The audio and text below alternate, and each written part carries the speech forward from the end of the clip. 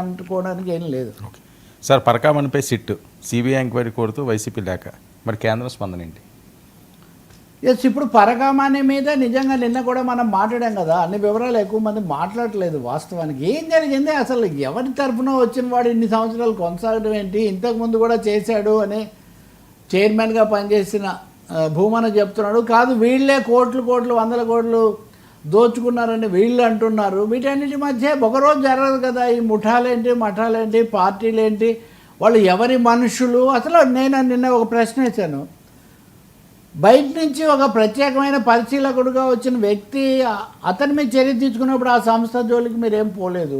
So లోతుపాతల్లోకి దీంట్లోకి వెళ్ళలేదు.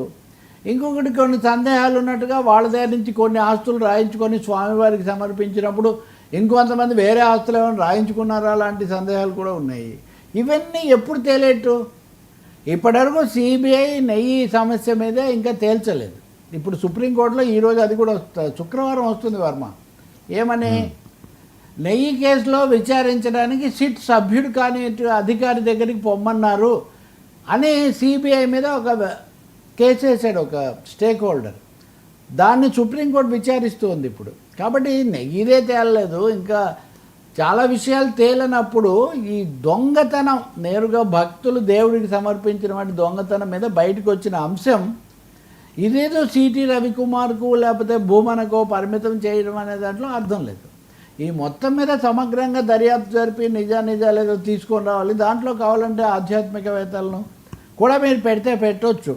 అందుకని సిబిఐ ఎంక్వైరీ ఎంపీ కోరాడు. ఇది గురుమూర్తి అనుకుంటా, తిరుపతి ఎంపీ. ఆయన లేఖ రాశాడు. ఆయన అడుగుతున్నాడు. నిజంగా ఎంపీ అడగడం సహజమే కదా. కేంద్రం నుంచి స్పందన లేదు. లోకేష్ కూడా నిన్న మీడియాతో చిట్ చాట్ చేశాడు. ఈ విషయం మీద ట్వీట్ పెట్టింది లోకేషే కదా.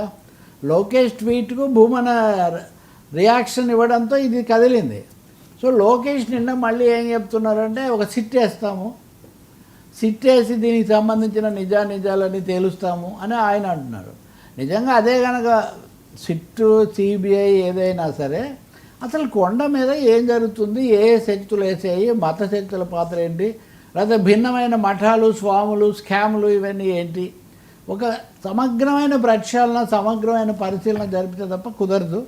కేంద్రం స్పందించాలి కదా. మరి నిజంగా మతము, సనాతన ధర్మము ఇవన్నీ చెప్తూ ఉన్నారు కాబట్టి.